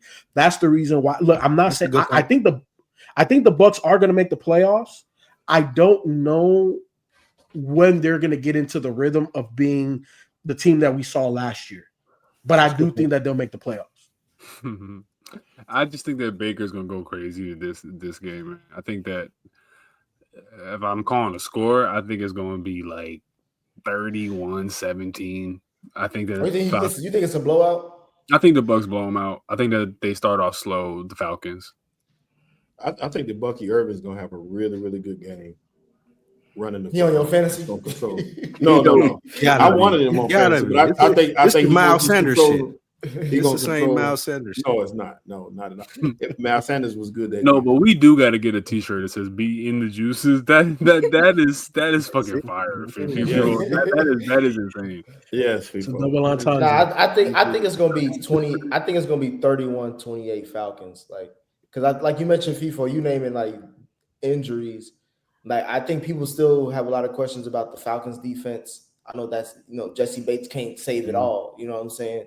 And I think they make a trade to move back into the top 10 to get a pass rusher and all that stuff. Yeah, somebody out of UGA. Yeah, so it's they're trying to rebuild that defense while Michael is still cheap. Hold on, Nick. Retooling because they're solid at corner. I can't, I'm bad with names. They're starting corner. AJ Terrell, is that what it is? Is that who it is? AJ Terrell's he's a Pro Bowl level corner. You know what I'm saying? He was. It's been a minute. I think he made All Pro recently. I'm not sure. I'm not. Somebody got to correct me. I don't remember. AJ Terrell, he's up there. Yeah, he's elite. I think he's like at the top of the second group of elite corners. Up there. Like he's not in the top group of elite corners, but he's up there. Obviously they got the safety. And then they went and got 2 guys in the draft that they feel can press, you know what I'm saying, and get some pressure. So I think they're retooling. I think they're trying to figure it out, Nick, but I don't think it's a complete rebuild. Like, I don't think they're trash. I think at best they can be middle of the pack. And in all honesty, to be a good team and to go on to win, and I'm not saying that the Falcons are going to win. I'm not putting them there yet. But I think to be a viable contender, you have to have at least a mediocre defense. And I think that they're there. I think it's a mediocre defense. I think with no pass rush, you can't be mediocre with at least. You got to have at least. Like I said, I still think that they're going to establish the run. Watch Tampa establish the run, the play action. They're going to get the ball out. I'm glad we're in Atlanta because we spent a lot of time talking about 2 average mediocre teams. Didn't Bijan go to Texas? Yeah, he did. Yeah. Nigga, all the Latinos, all the abuelos, they're calling Bijan, nigga. Like, what you talking about, bro? That nigga. Yeah.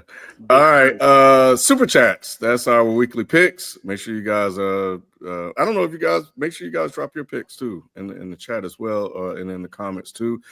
We them boys, the boy is in trouble. Never seen Bama fans so mad. I'm telling you, bro. Man, hey, we them boys.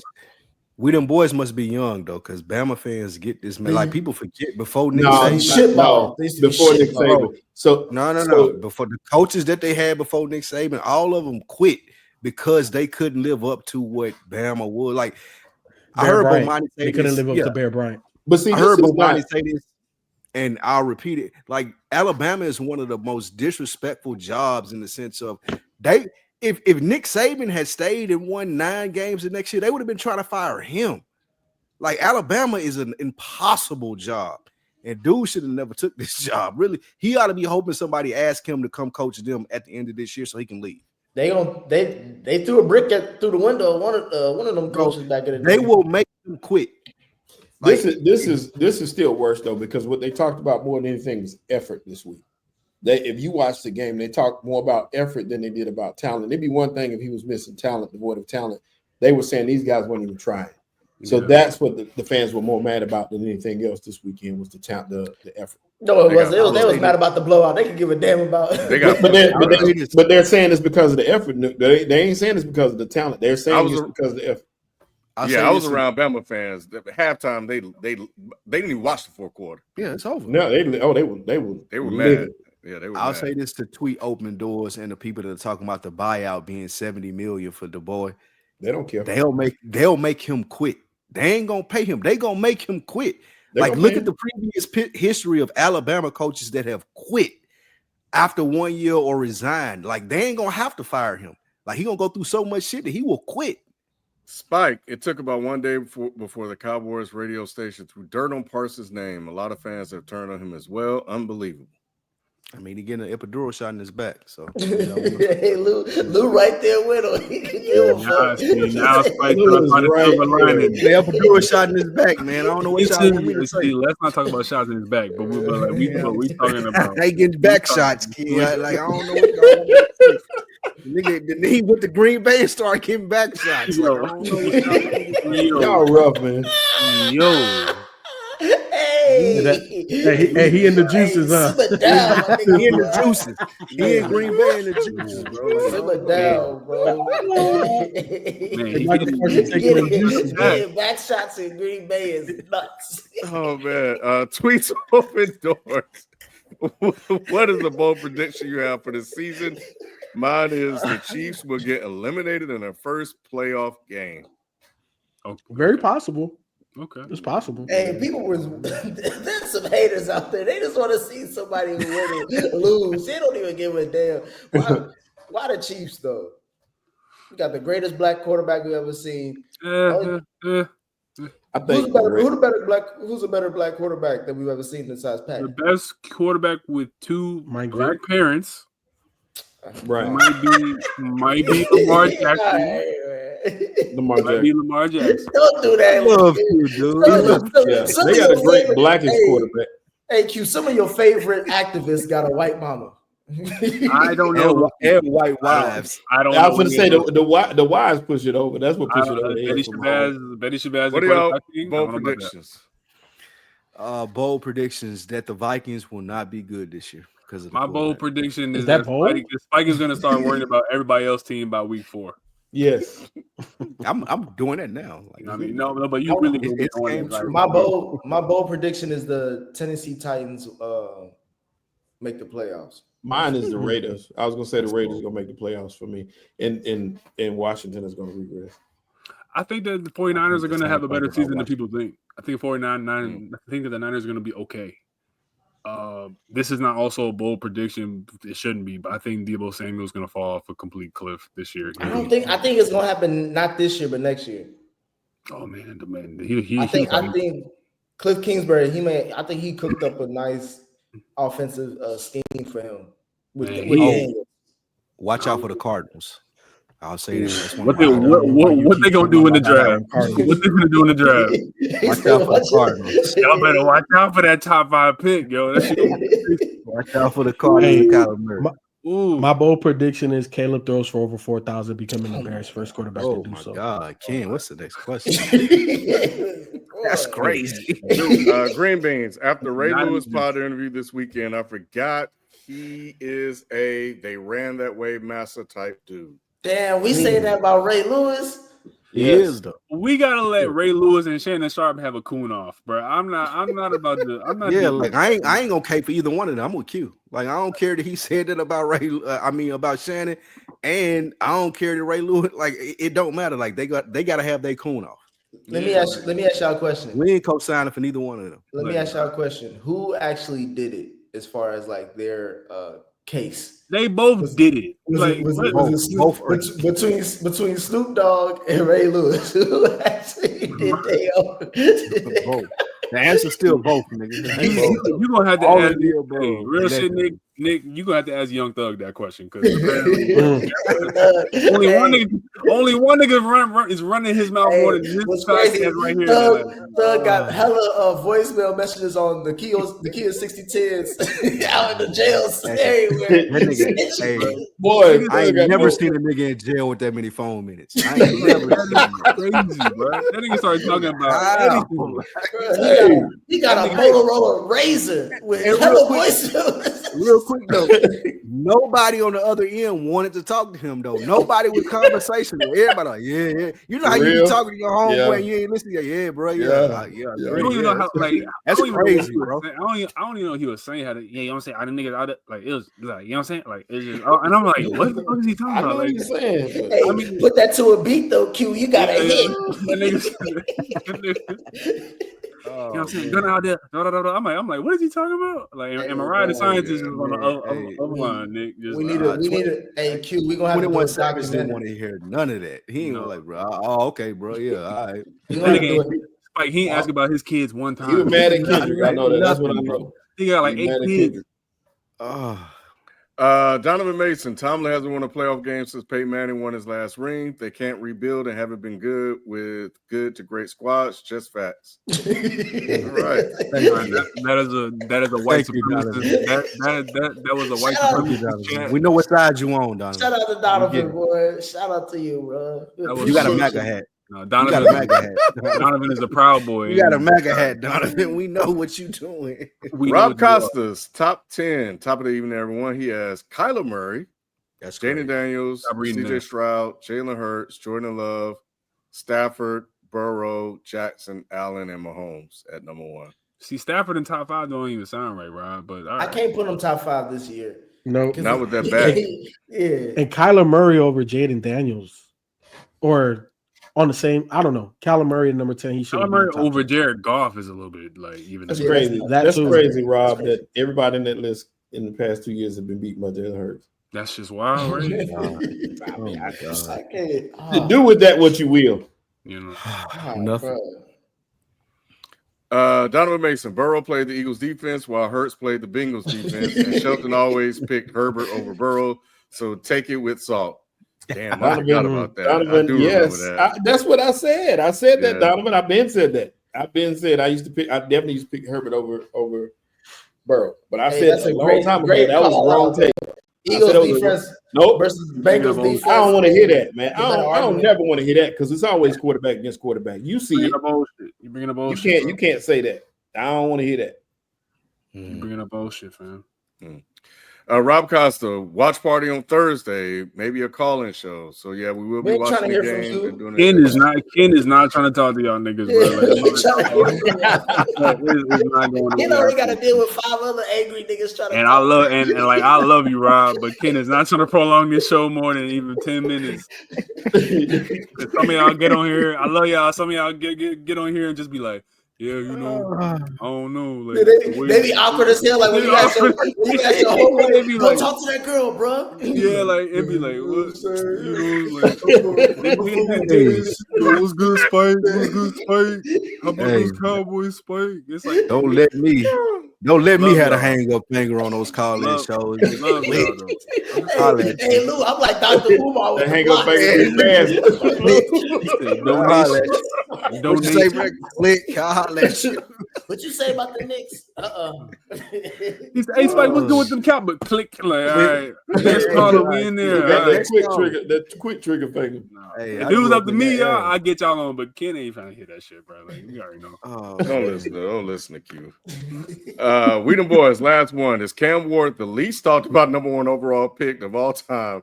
Y'all even interested in watching the Titans this season? I am, but nobody gives a fuck about Cam Ward.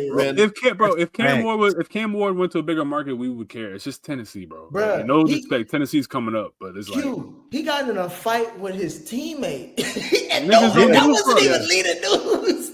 We don't care. I don't know that happened. They boys though. They really was fight. Bro, what happened? If Caleb Williams got into a scuffle with a deep, like that's headlining news. Even first of all, he got to play with a receiver. No, it's defensive lineman. Simmons, they homeboys. They go fishing together all the time. I know Simmons.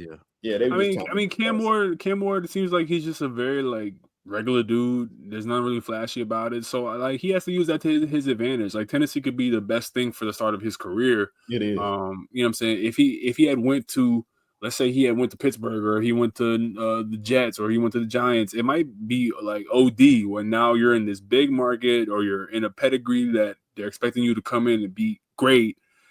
Tennessee, they just need you to be a step above Marcus Mariota. Like, you know what I mean? Like, I think he gonna I do agree. Yeah, I don't disagree with that too, Nick. I do think he's going to be really good. I think this is the best thing for his career. But on the other side of the fence, I think he would welcome being in a bigger market, you know what I'm saying, or being the Steelers savior or the Giants or whatever like that, because he has the talent to do so, you know what I'm saying? He has the mentality. I think that's the biggest thing out of all of this, and I think that's the reason why it's best for him to be in Tennessee right now, because they can quietly start to really rebuild around him. You know, because there is no pressure to win a division, even to win games. It's like, look, if as long as we could protect him, as long as he's not in no damn Andrew Luck situation where he gets 60, 70 sacks a season, as long as he could stand upright for the 2-3 years it's going to take to rebuild, I think that this is good for him. And they said he the Larry June of the NFL. Yo, y'all gotta stop. Y'all gotta stop. I love it, bro. That was perfect. Last thing, the results of the poll, Spike, are in. Golf. Which sport is harder to play? The contestants are golf versus tennis, and tennis won 55% of the vote. Because it actually, because it takes like cardio sweat. It takes like actual, you have to like run. You have to run. Like you have to like run from side to side. Difficult to do though. Golf is still difficult. Hey, Q, he tried to tell me that he said a moving target is not harder to hit than it's not. Like, Nick, I just seen you try to hit a golf ball 2 weeks ago, bro. You couldn't do it. Like it's crazy. Lou, imagine you want to know? Wait. I want to know you was since you capping. You want to know how hard it was for Nick to hit the golf ball? We had to skip holes. We had to be like, nah, y'all go through, bro. Like I don't know. Like that's how hard it is. Like, come on, Paul. I don't disagree. I'm terrible at golf, and you know that. I told you I was going into that. I had a great time nonetheless. My thing is, imagine if the tee was moving. That's some real shit. That's some real shit. Exactly. And imagine if Serena Williams was throwing it at you. Like it's just like I've imagined that a couple times. I've imagined that most of my life. We ain't never getting sponsored. We ain't never getting out the hood. Like, you trying to get some of that juice, man. You trying to get some of that Serena juice. Old Serena though, not new Serena. Unless you own Reddit, he ain't doing none of that, bro. Oh man, I ain't talking about the Maria. You got Maria Sharapova, old Serena, Rafael Nadal and shit. Like, come on, bro. Like, don't do that. Yeah, not Sammy Sosa, Serena. The other Serena. I'm gonna lay down, man. Yeah. Oh, well. man. And also, shout out to Coco Golf and them. That was a good ass game. That was a great match. Great match. That was my. It makes us realize. It made me realize, bro. We took the Williams sisters for granted, bro. Because we just thinking that if you blacking up there, you can just do your thing. You gonna dominate. Nah, bro. These niggas be getting cooked. Nigga said Naomi dropped Corday and started winning again. That's it's real though. That's the real thing, bro. Me and Kid was first to report on that shit, bro. Yeah, it made me kind of feel like Corday was toxic, bro. Corday dropped the YBN, she dropped Corday. Like, yo. She like, this isn't good for my career anymore. I mean, he's just like, she moved out the country, Q. I'm over here writing these raps, girl, for me and you. Like she like nigga, I don't give a fuck about them raps. She out the country, Q. Maybe she heard that last album we put out. She went back home and started writing haikus. Got back into her bag. She listened to that shit. She like, nigga, you trying to be J. Cole? Like, what the fuck? Like you gonna take care of me doing this? This, nigga? I'll go win some U.S. Opens and shit. I'm good, bro. Your best feature is Wayne in 2025. Like, you know, like nigga, where your aura at? Like, goddamn, like, nah, bro. Naomi in back in her bag. That's a real Libra queen. Absolutely. Damn, that's crazy. Shout out y'all in the Reddit thread, man. Reddit thread has been really active, man. If y'all get time to go in there and check it out. Oh yeah. They get busy over there. So anyway, man, man, that is the show. Make sure you guys tune in 9:00 Thursday. We're doing our division winners and stuff like that. So if y'all haven't got your stuff to Jalen, please get it over to him. So he'll have it.